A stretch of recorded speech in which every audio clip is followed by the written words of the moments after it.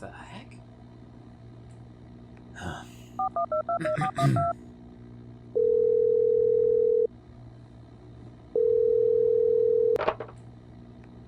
Hello? Is that Kate Russell? Streffles, what are you doing with Kate's phone? Okay, doesn't matter. Can you pass me to her, please? What do you mean she's busy? She's overdue for the Books of the Game Spotlight intro. What's she doing? Playing games. Of course she is. Well, can she take a break? Someone's got to tell the audience what's coming up. What do you mean, like what? Like Kate's own book, Elite Dangerous, Mostly Harmless. I'd like you to say that to her face. Alright, well, Drew Wagar's in there too. Yes, he did. He did Elite and Lords of Midnight too. Of course she can vaguely connect that to ferrets. She can vaguely connect anything to ferrets. Okay, then I'll make it real easy for her. Kay Longnaker's Starbound book, as long as we remember, literally features a weasel. No, I'm not saying weasels and ferrets are the same thing. I would never... You're both mustelids, that's all I'm saying.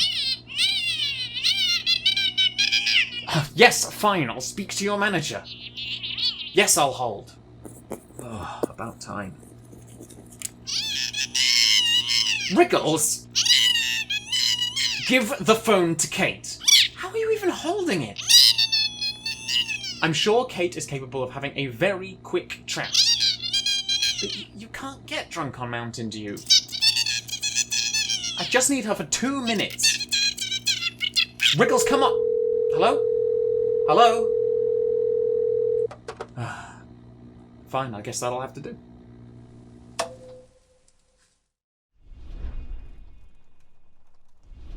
Hello everybody, welcome to MABLE, and today we are talking about books about the game. What do we mean by that? Well, it's really quite simple. You have a video game and you have a book, or maybe a board game, could be anything, we don't know. But you have a game essentially, and then you have some mad crazy fan who has an idea to write a story based in that world. And you've got 3 of those mad crazy fans in front of you right now. So let's introduce ourselves first of all, so that people who aren't already aware of our work know who is speaking. I'm Kate Russell. I'm a technology author and reporter, probably most famous for being on BBC Click for about 17 years. And I'm one of the original girl gamers. I cut my teeth in the world of computers on the game of Elite back in 1984, as I'm sure did many of you watching this today. But I was very lucky to get one of the licenses when the Elite Dangerous game came out and was on Kickstarter. So my book is based in the game of Elite Dangerous, and that's all I'm going to say for now. We'll cover more details later. Kai, please introduce yourself. Hey, I'm Kay. I'm school librarian at middle school level at this point. So writing is kind of my side gig, I guess. But it's what I went to school for in the first place, so I'm not sure which one's the side gig at this point between writing and librarianship. But I couldn't call myself an original girl gamer or whatever, because I'm not old enough. With all due respect, I'm not quite old enough for that. But I was 8 years old, first had a copy of Zelda and Pokemon. I think it was Oracle of Ages and Pokemon Gold. And I've never looked back. I recently figured out how to play Pokemon like the old Game Boy emulator on my phone, and it's going to be a problem, I'm sure. And just a hint, your book is based in the game of? Yeah, the game my book is I thought I got that backwards for a second. The game my book is based on is Starbound. It's a little indie game from Chucklefish Limited, I think. Just a little game company. They're not exactly well known like Elite Dangerous is, but well, we will learn more about it and your passion for the game as well. And then, of course, Drew and I are old wingmates and commanders in the great big black. Drew, introduce yourself. Hi, Kate. My name's Drew Wagar. I'm not a gamer girl, as you can probably figure out. But I can. Yeah, no, that's good. That sounds dangerous. I go back to Elite back in the olden days, back in the early 80s. In fact, I played computer games in the 70s. So my first computer games predate some of that stuff. I was playing adventure games, the old, examine the map and, follow the clues kind of stuff, which were all text-based back in the 70s, because my dad was a computer engineer. So goes back a long, long way. I've been lucky to write... as you know, a book in the Elite Dangerous universe, well, 2 books actually. But I've also written in another game franchise from that era, the Mike Singleton's Lords of Midnights as well, which is more a fantasy kind of environment. So, yes, I've done a bit of space opera, done a bit of fantasy as well. I am a writer, that's what I do. So, it's not a side gig for me, it's the gig. yeah.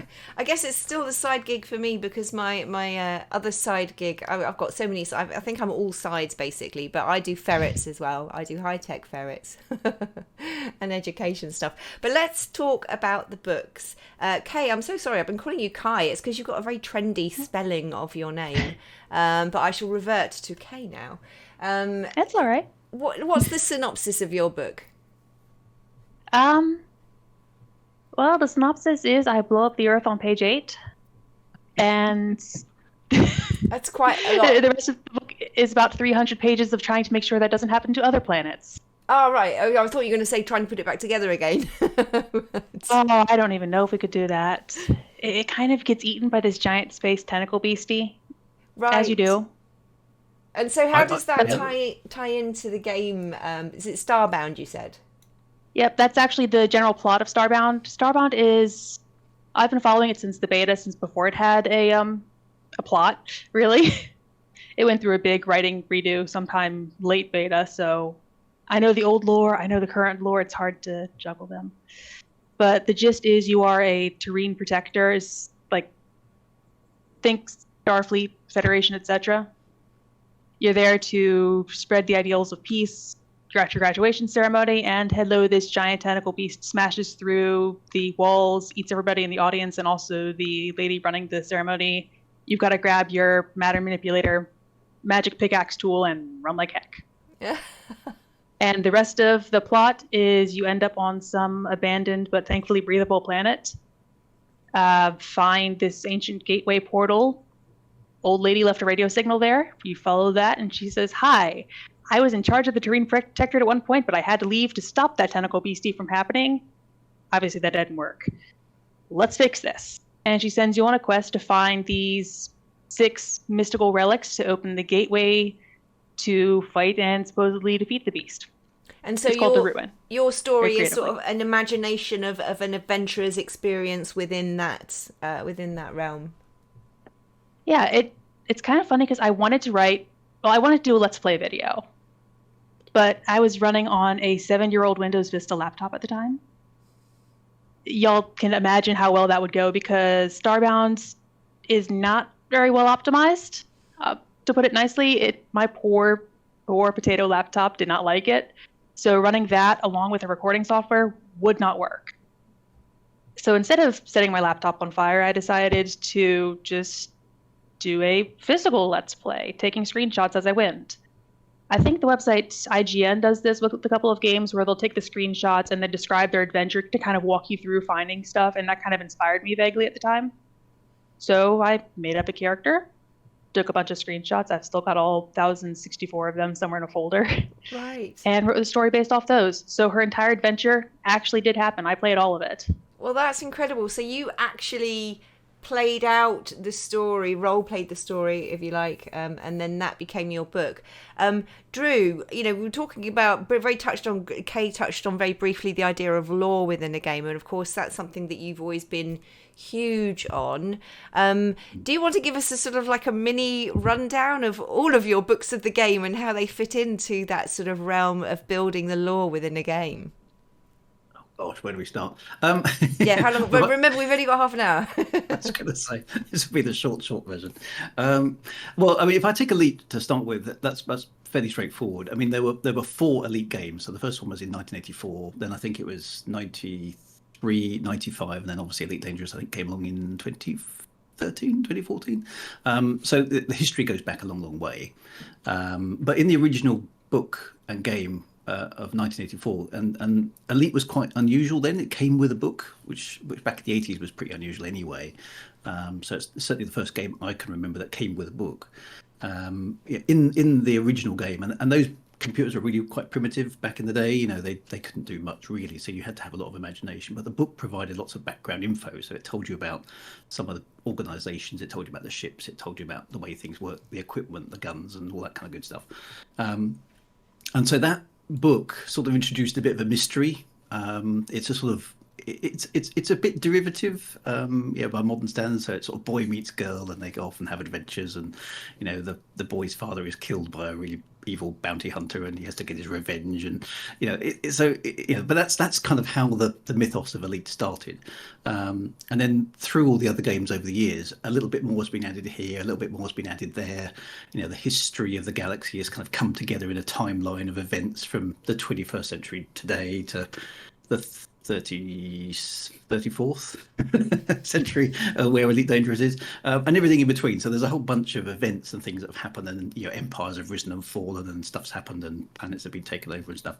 And all that kind of connects up into a timeline, a series of events, a narrative, and a lore background for the game, which modern stuff can be based on. And that's really, I suppose, the foundation of where we started. We got those guides, didn't we, when we were writing our books? So that had all been kind of prepped for us, which was really good. Yeah, really.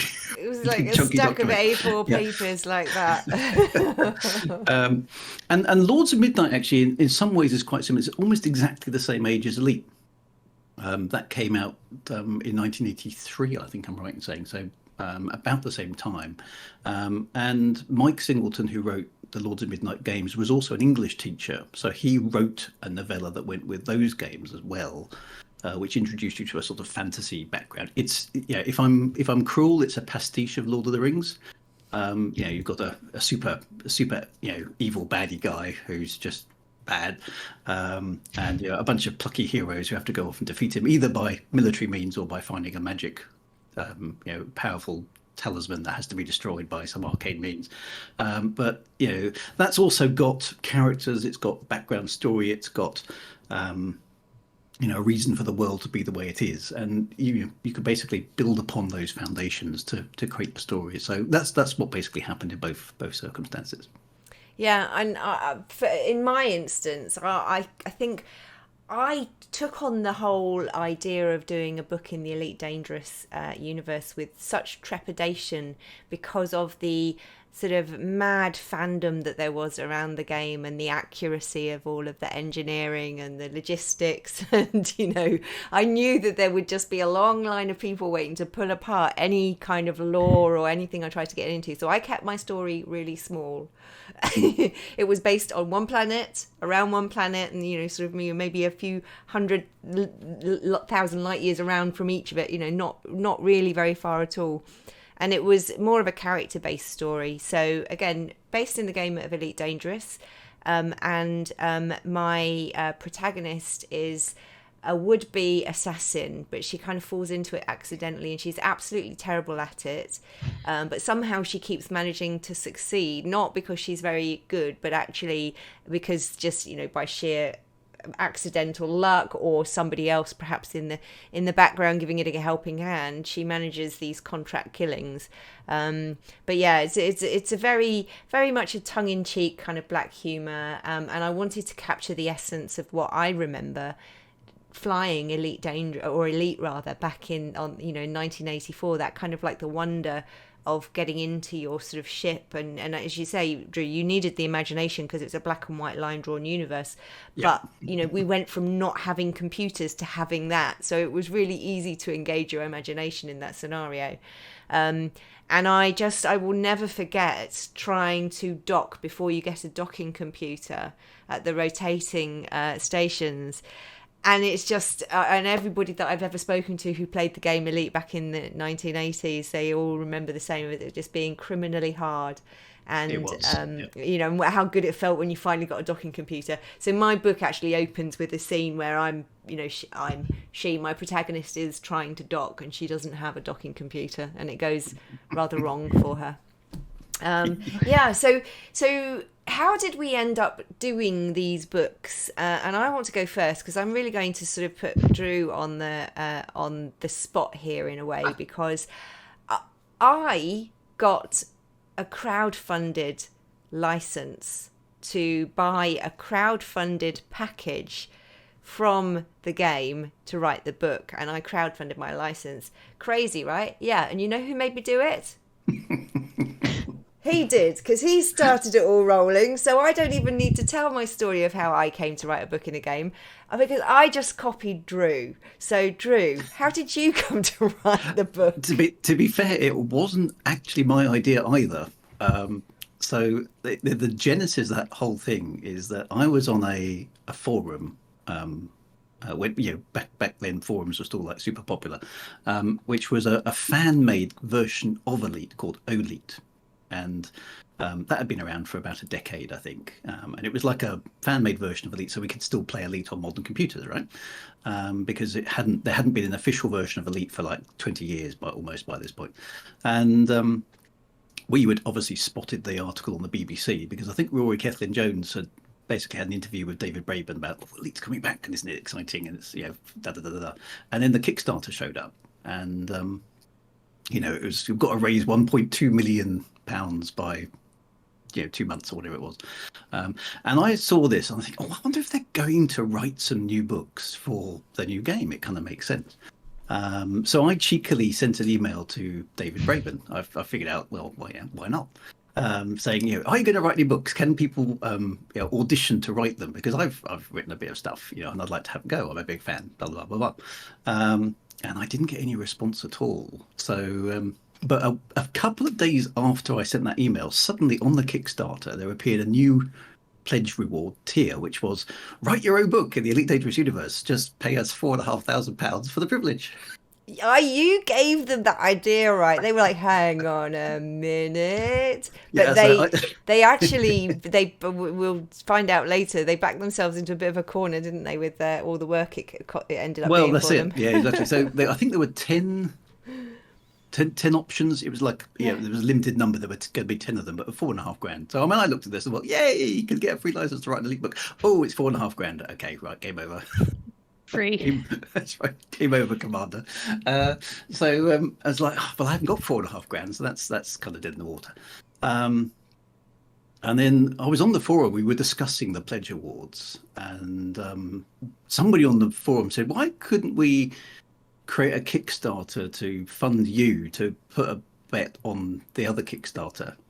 And I said, well, that's a stupid idea. That's not going to work. And it's, you're probably not even allowed to do that, because surely that's got to be, that's got to be illegal or something. And everyone was joking about it for about a week. And then somebody basically said, so explain to me why it wouldn't work.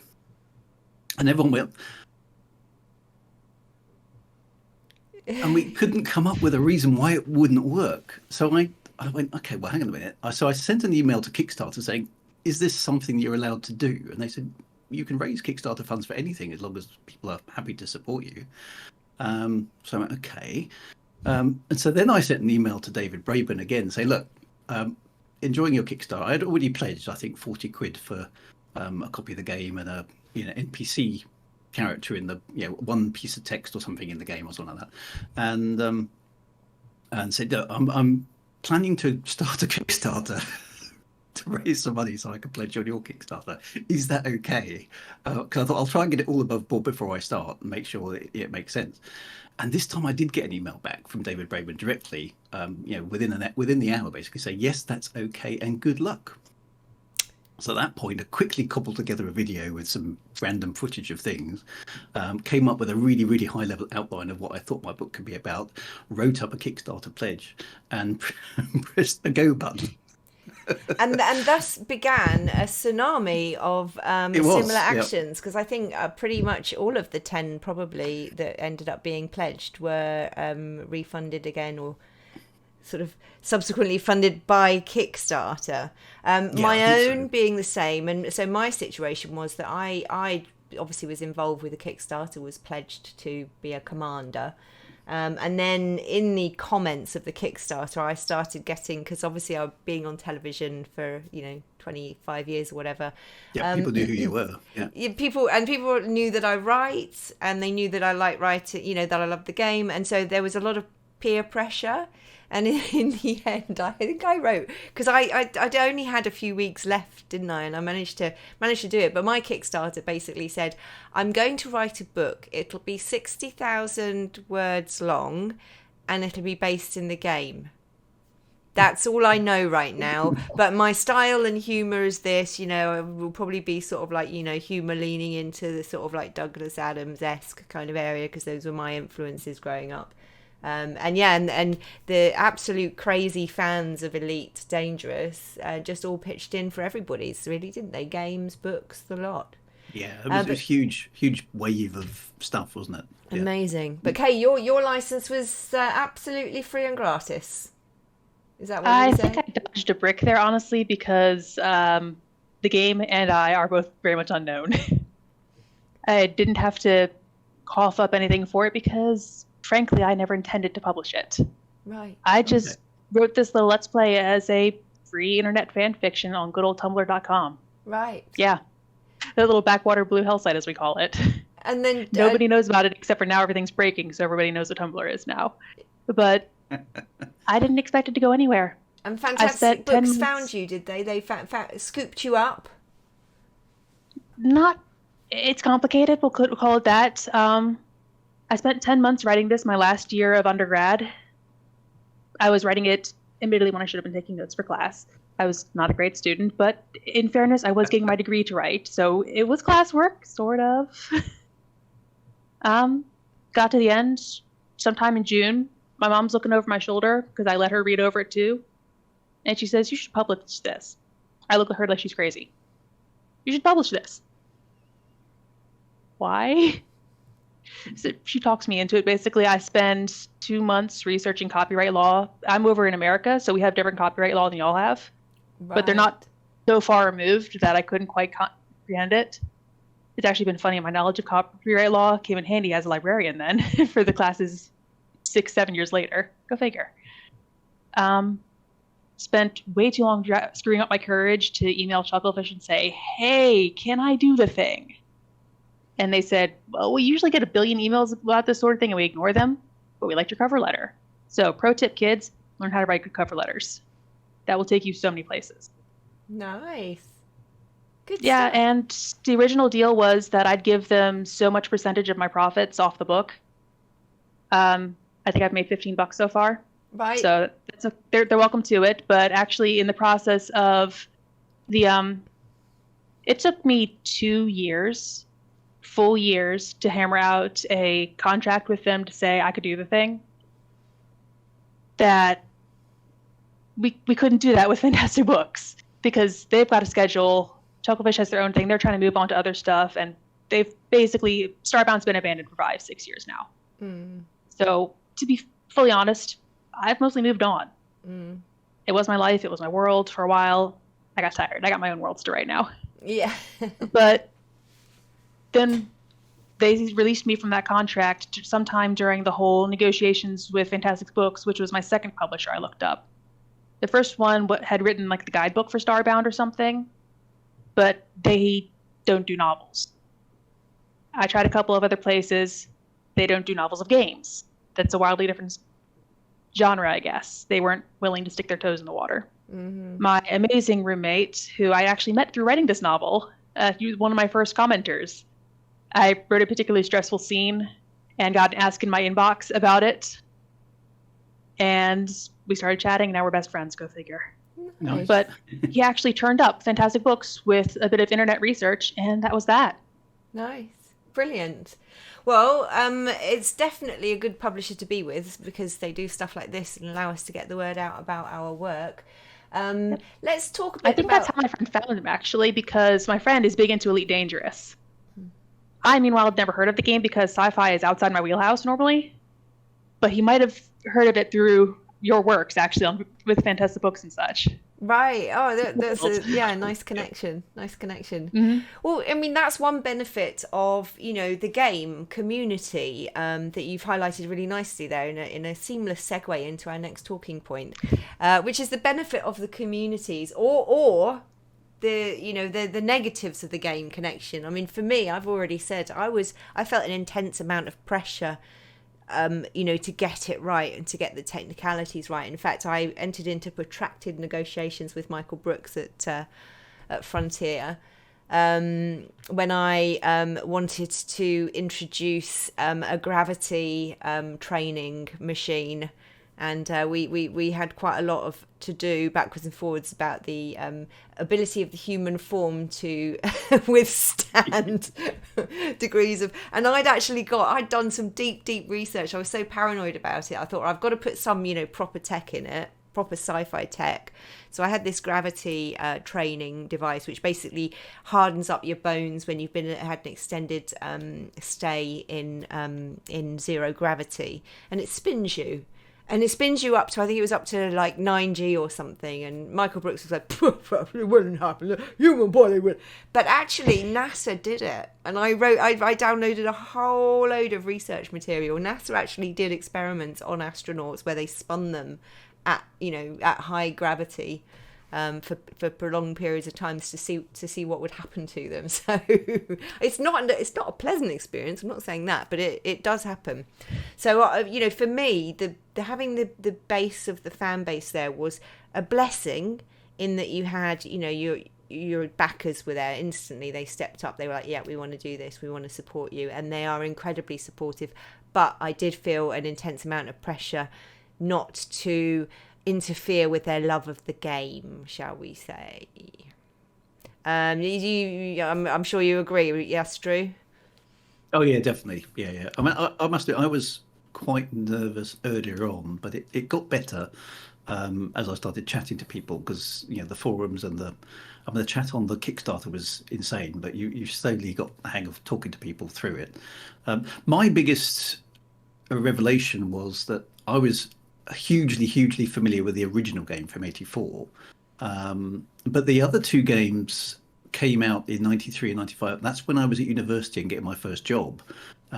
So they sort of passed me by at the time, and they were nowhere near as popular as the original game anyway. And so I kind of went, well, I know the original Elite. I don't really need to dive into too much else. You know, Elite Dangerous is obviously going to be based off the original Elite, but of course it kind of wasn't. It was a sequel to the sequel to the sequel to the sequel. And so I suddenly was in a position where I thought, oh, hang on a minute, there's these other two games. I need to go and do some research, find out what the heck happened in those to make sure I'm up to speed with everything. Because, you know, Elite turned out to be a sequel to those as well, which means there was a whole bunch of other stuff that had happened, which you kind of need to get your head around. So that was a kind of like, I'll stop and I'll go do some research before I say anything more at this point. When he says research, what he says is go and play video games, right? Yeah. I mean, It's all research. Sounds much better to call it research. It's either playing video games or the Wikipedia binge. You can't win. It was definitely playing the games, and you know, seeing what else had happened. But you know, but it was important for me to get all the details right, like you say. I remember when you, I remember you actually making models in a space simulator of your planet so that you could actually sit. And I tried to do it, but that space simulator tool that you used was so complicated. What was it called again? Space Engine. Space Engine. It was absolutely incredible to see the lengths that you went to actually get not just the you know, sort of the lore within the game itself, right, but to, you know, you invented an environment, a planet with, you know, so many moons, so many suns, you know, tidally locked or whatever. And then you would actually go and create it so that you could walk the surface almost and see how it felt at different times of day. That was actually David Braben's fault, because I sent off a initial thing saying, this is what I want to do, and this is how I want the solar system to be, and blah, blah, blah, blah, blah. And he came back with this highly technical email saying, yes, but you can't have a planet in that orbit at that particular distance around a red dwarf star because of this. And there was like some link to some really obscure abstract thing on exoplanet formation. I thought, okay, well, I'm going to have to up my game here then. So that's why. So do that when some you science. submitted your planet requests, you would say, well, actually, I've modelled it. So I ended up submitting back a plan for my solar system, which had orbital inclinations, right ascensions, declinations, the works. And in were it. you right? Were you able to disprove as you can't have that? I wasn't able to disprove them. I kind of took a tangent, basically saying, okay, well, I'll take that on board, and here's my alternative. Here's my alternative design. What do you think? Brilliant. And of So, course, yeah, I can't Kay, go away with it. But you've already said that you used the game to build your story. So you had all of the screenshots, and you could actually go into the game and look around. I guess, and for the descriptive inspiration that you needed. What were the other sort of benefits of the game connection or negatives for you? Well, for one thing, one of the amusing negatives is the original story was told with the screenshots inserted. So in my original manuscript, I actually have in brackets a number for which screenshot goes where. I can go back and find exactly which one, but my poor editor had to go back and say, you didn't describe the darn thing here so many times, because you could physically see it in the original format. Right. So you had to go back and rewrite it for yeah, there's a wall there, and I forgot to actually tell people what color of the wall it is because it's important or whatever. Right. It's like, oh yeah, you can't see that anymore, can you, in text form? Oops. Interesting. The picture's worth a lot more words than just 1,000, I gotta say. Have you had much contact with the fan base of the game, or is it? Well, disclaimer, it's a small fan base. Mm-hmm. I have a maximum of 400 followers on Tumblr, which I'm a very tiny blog. Well, that's all I can say for it. We're a niche, but in the heyday, at least, I was getting daily commentary, reblogs, back and forth, all that fun. I would do art of my own characters. It's still up for seeing. I actually had a couple folks sending me fan art of my characters, which was wonderful. Yeah. It can also be a little scary because the Starbound fandom got hit with a call-out log problem. You guys may have heard of the delights of call-out culture. X person is horrible and you shouldn't interact with them. And I've got receipts, that kind of awful thing. Oh, right. Yeah, it's ugly. It wasn't even related to the game stuff. They just decided to bring it in, and we're already tiny. And also, you made half this stuff up. Stop that. Right. So it just killed the community feel around the game. The game community feel had already kind of died at this point because it had been abandoned for 2 years, but it finished off what was left. Right. But most of what you'll see these days is little, oh, hey, I remember that game bits. But every now and then you'll see someone saying, hey, this game was on sale on Steam, and I thought I'd give it a go, and I found your blog, and hey, this is cool. And that's lovely, honestly. Because I'm one of the old guard as far as the Starbound community goes. I'm one of the folks that was there from the beginning, and I'm here after the end of it. And there's still folks who go through and reblog the random headcanons I've come up with about the various people, and it feels so good. Yeah. That's nice. It's like the world, with as much due respect to the writers of Starbound, the world's lore is kind of thin soup. It's very much Planet of Hats. You may have heard of that trope where everyone on the planet wears the same type of hats. They're all like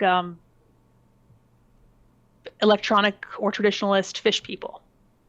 It's literally one. They're axolotl people, and they're all the entire culture conflict is we like our electronic music and our modern stuff, but also our traditionalist values, and we'll throw in the capitalist corporation major thing that's trying to spread us through selling our products everywhere. That's literally all there is to it. There's no further development. So when you go in and, like, my main character is an Apex. Ape people, 1984 meets Planet of the Apes. That's literally all there is to them. They literally have Big Ape, Big Brother. I got a kick out of that. I had so much leeway. It was delightful. I went in and I learned more about the great apes of Earth than anyone ever should have to know, frankly. But they can laugh. They purr. Gorillas purr. And I got to hear recordings of this. And so I decided, why can't my ape people purr? Why not go on and just build it? Some people will come to me with questions of, how do you think this culture handles like stimming? Like, I'm ADHD and autistic, so I do the thing. So I started coming up with, well, you've got the people covered in feathers. They must love the texture stim. they've already got the wood carving as one of their main culture pieces. Why isn't maybe that's part of their culture because that's how they stem. Mm-hmm. And it just went there, and I'll see people reblogging these posts now, and hey, yay! thank you.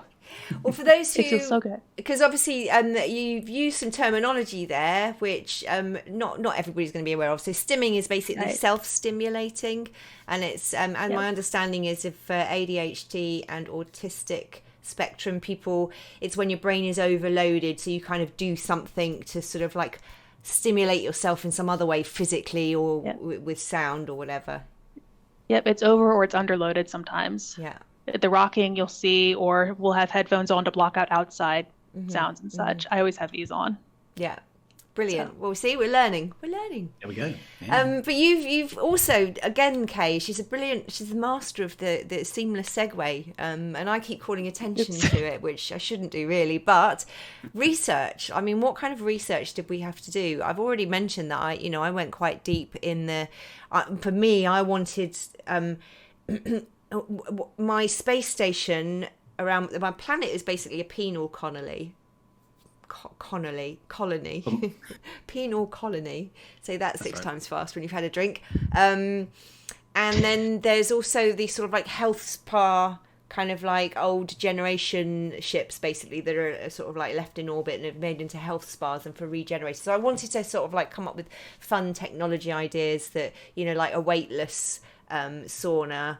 And of course the gravity training, but I also one of the quirks of my book is my Kickstarter.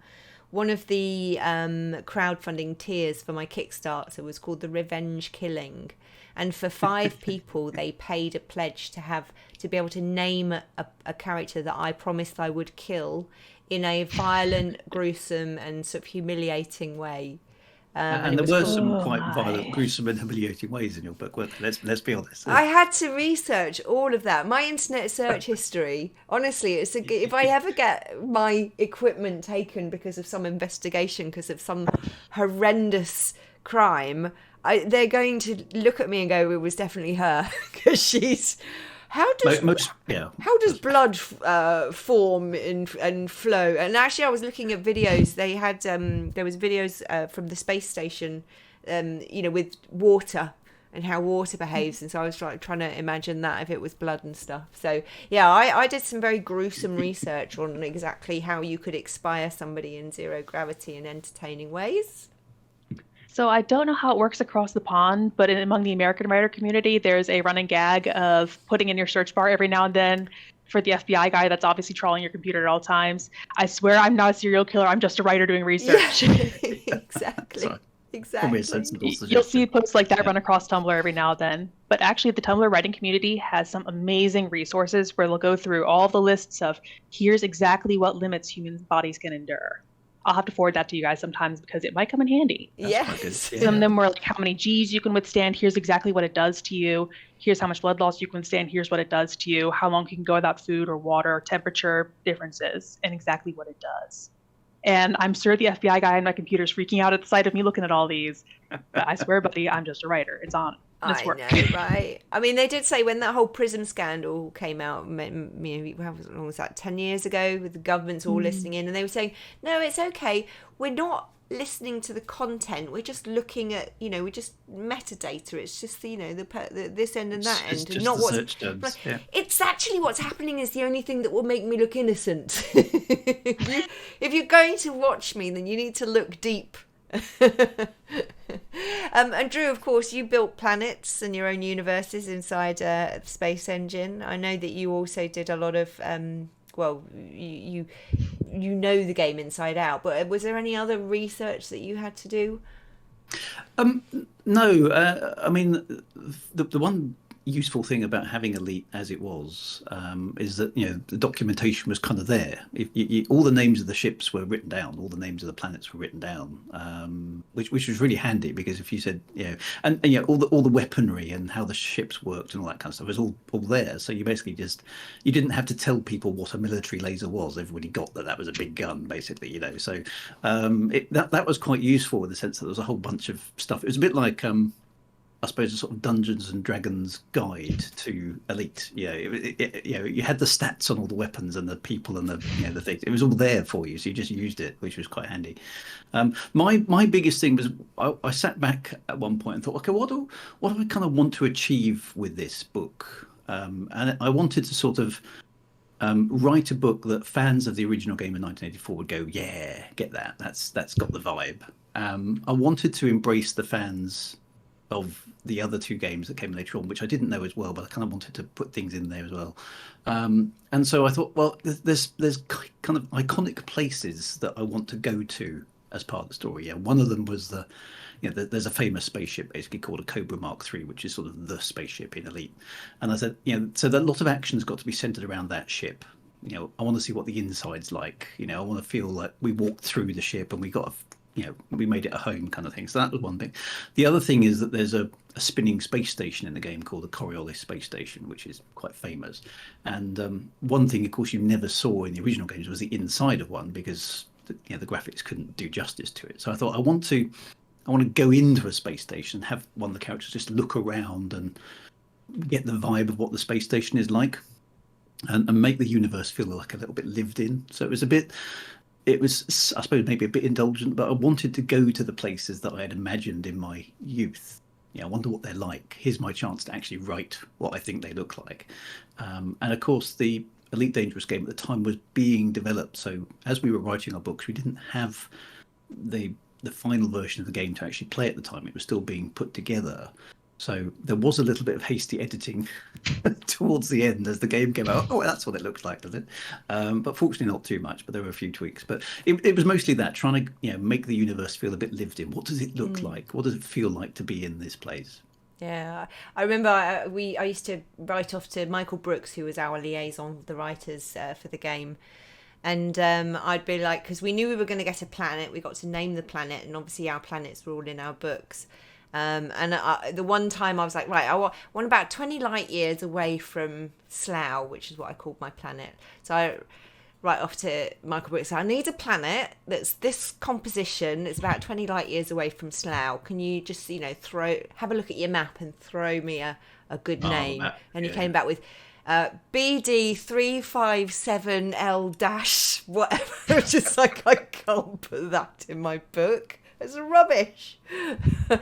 So they only ever visit an asteroid. Just a hollowed out military asteroid base. But some of those astronomy names are not great, are they? No, not really. My final draft had things like open square bracket, name to be provided by Michael Brooks, planet _1 close bracket, in it right up until the end, like about 2 weeks before the publishing date. And I was like, emailing Michael saying, I really, really, really need those planet names now, Michael, because I can't put open square bracket. Yeah, absolutely. So, yeah, a few bits of problems like that. Well, listen, we're approaching the end of the sort of it's a little bit more than half an hour probably, but I want to finish up with just a quick kind of word from each of us about what's next. What are we doing now? Where can people find us? What should people be looking out for us? And Kay, let's start with you. No pressure. Well, I am, as ever, found on Tumblr. My blog, I think, is actually in the back of the book. So if you read the book, you'll find me there. It's nyotasimiri.tumblr.com. You can find the original the original rough draft there still, because it's been 7 years since I wrote it. So wow. Yeah. It's old enough and it's changed enough that it's not a problem for the publishing. So, and I figure it's kind of nice to see the original drafts too. As for what's next, well, I have a planet I've been building. It had 5 moons. It's got 4 now. We're trying to figure out what happened to the 5th one. That's the book. Oh, and the court mage may have accidentally sealed a summoned demon inside her ring. He's not happy about this. We'll figure it out. So this is a never-ending story. It's kind of almost a soap opera, isn't it? In some ways, it's just going to keep going and going. Brilliant. Yeah, honestly, that's one of the fun things about how my brain works is I could not stop telling stories if I tried. So I'm not going to try. Yeah. Brilliant. I just happened to hit big with Starbound, I guess, and made it into a book form. But I'll still tell stories even if they don't make it into book form. Yeah, exactly. The heart of a storyteller. Drew, how about you? What's next for you? What should people look out for? Well, I've got another book coming out in October. It's just available for pre-order now. So that is a new space opera. So I haven't written a space opera since the work I did on Elite, which was the last bit of that was over 6 years ago now. I've quite enjoyed getting back into space and writing spacey stuff again. It's fans of Elite will probably enjoy it because it's similar sort of style, I suppose. Desperate odds, big space adventures, spaceships and stuff. It's a little bit more hard science fiction than Elite is, so there are a few more kind of physical limits to what's going on. A bit more realism, but not so much that it detracts from having fun and telling a story. It's an expansion of work I did before, so since Elite I've created my own universe. I've spent a lot of time because I like doing lore and narrative and background world building stuff, as you know. So I created a universe background for my previous 4-book series, which I completed a couple of years back, called Shadewood, and that universe, the universe was there as background for that series, but that was only set on a single planet. So this new series that I've just done, the first book, is basically what happened elsewhere in the universe, and it's sort of fleshing out. So I've got 4 books in that series to write. So the first one's out. I've got 3 more to write there. I plan on doing a prequel series as well, which will bring the total number of books in that universe to 12. And then once I get through that, which is probably a good 5, 6, 7 years away, I've got a few other bits of ideas as well that keep me going. So I'm hoping still to push out about a book a year, which is roughly what I've managed to achieve so far in the last sort of 10 years, and just keep going. But it'll be a mixture of space opera and or fantasy style stuff. That's basically what I do. I'm always in awe of your writing ethic and how you just actually managed to get yourself sat down and get on with the job. That was always my problem. For me, I have no immediate plans for books at the moment, but I'm busy building my ferret rescue YouTube channel. We've actually got another one of the short videos going viral at the moment, and we're currently getting about 200 subscribers an hour. And we're now at 35,000 subscribers on YouTube. Wow, which that's awesome. Oh, that's enormous. Amazing, yeah. It's gone suddenly skyrocketed again. So, but yeah, if you want to come over and see how we're doing, then we're over on YouTube on FerretTube TV. And that's pretty much where I put all of my effort at the moment. But, maybe there'll be books in the future. You never know. We'll see what unfolds as the years progress. You do one about space ferrets. Space ferrets, exactly. Yeah, that sounds good. Ooh. Do way more research about them than you ever need to know. A comedy space opera book with space ferrets. That sounds. I think. Do you know what? I've been toying in my mind with because I quite like post-apocalyptic kind of like zombie landscape kind of scenarios, and I've been imagining myself now because everyone imagines the sort of like zombie escape plan, right? Yeah, okay, good. I could tell stories. Mine would be I've got 4 ferrets now. I'm going to train them to be hunters. We're going to go live off in the wild somewhere, me and my ferrets. And I think we'll be very happy. So yeah, I would love to write a dystopian kind of futuristic world where there's a kick-ass female protagonist with some very, very wily ferrets on her side. Sounds good. They are smart creatures. They're very smart, indeed. A little too smart. Although sometimes they act very stupid indeed. That's a sign of intelligence, right? Yeah, exactly. Well, listen, thank you everybody for watching. I hope that you enjoy the rest of the Fantastic Books MABLE event, massive autumn book launch event. It's been our pleasure to speak to you today. Any parting words for the people, Drew? We're going to leave the last word to Kay, so get ready, Kay. Drew, parting words. Oh no. Parting word. Well, just to the all the folks who have joined us on the Elite Dangerous, obviously, Right On Commanders and 07. 07 from me as well. I can't really top that one. Kay, final word to you. These references go over my head. I'm so sorry. But I might have to actually let my roommate convince me to play this game. Yeah. Well, I'll tell you what, we can start right now. Do this. Do that, yeah? Say 07 Which hand? Commander. After 3, we'll all say Oh. it together, right? Ready? Yeah. 1, 2, 3. 07 07 Commander. 07 Commander. Commander. That was rubbish. Bye! I'm gonna go fight some orcs. I need some more fantasy in my system.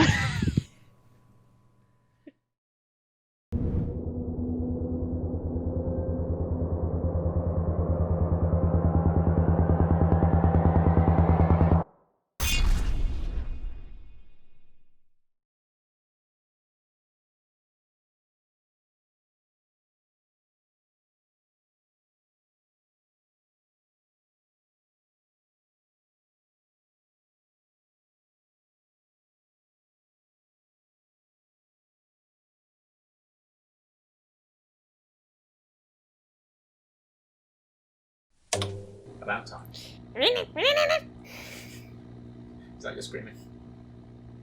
Oh, is it meant to be screaming? Oh, yeah, I Michaels don't. picks up and starts screaming.